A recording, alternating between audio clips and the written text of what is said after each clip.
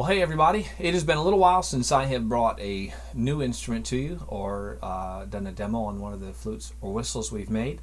And actually I've been focusing a little bit on our whistle line, trying to stock that up. It is hard for me to do that because about as long as it takes me to make a whistle, they sell.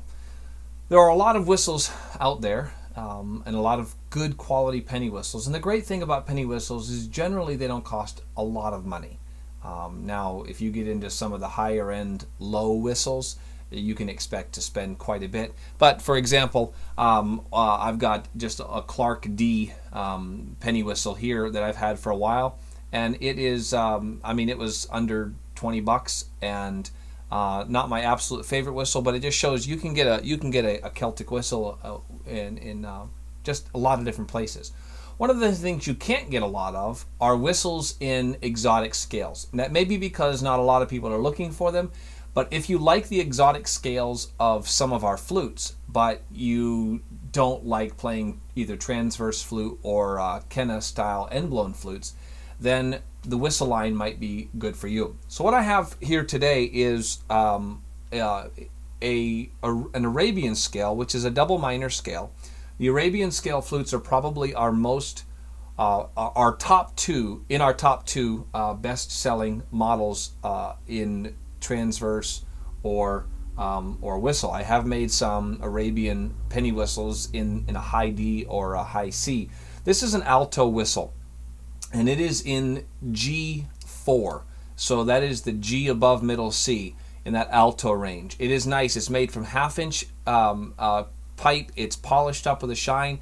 It has an oak dowel for the fipple block, so it will absorb some moisture over time, but actually that makes the playability even better, because one of the things about low whistles is they generally take a lot more breath than the smaller whistles. That's not true across the board, because again, this Clark whistle has quite a large wind gap, these Clark ones with the wooden fipple blocks, and they actually take quite a bit of breath control to hold out notes for a long period of time. But generally the smaller whistles are much better.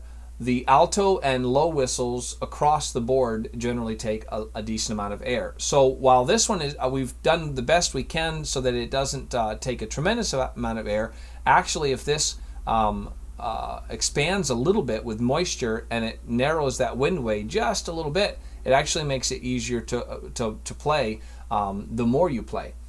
There is not much problem with wetting out like there would be with a Native American flute, but all penny whistles, every once in a while you got to put your mouth up to the wind hole here and blow this way and that way. Make sure no one's standing on either side of you.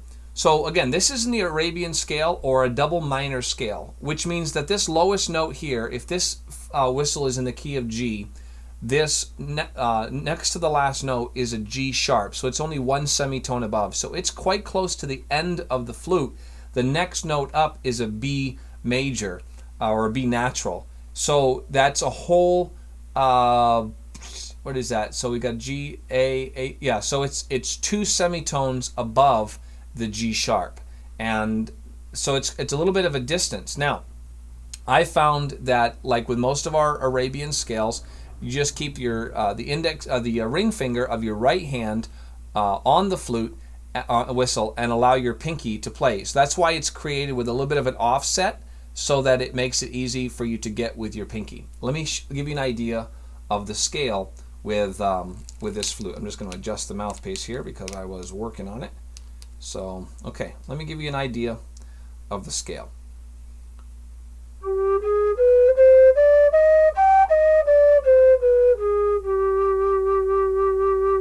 And I actually skipped a note there, the all open, so let me do that again.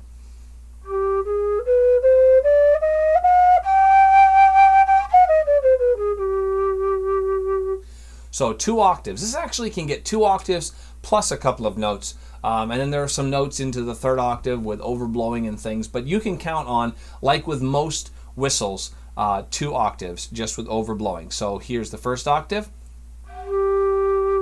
Blow a little harder. 2nd octave, blow even harder. Let me see if I can do this without blowing out your ears. That is the 3rd octave. So all the way up to the 3rd octave, okay? So What I'm going to do right now is I'm going to turn on just a little bit of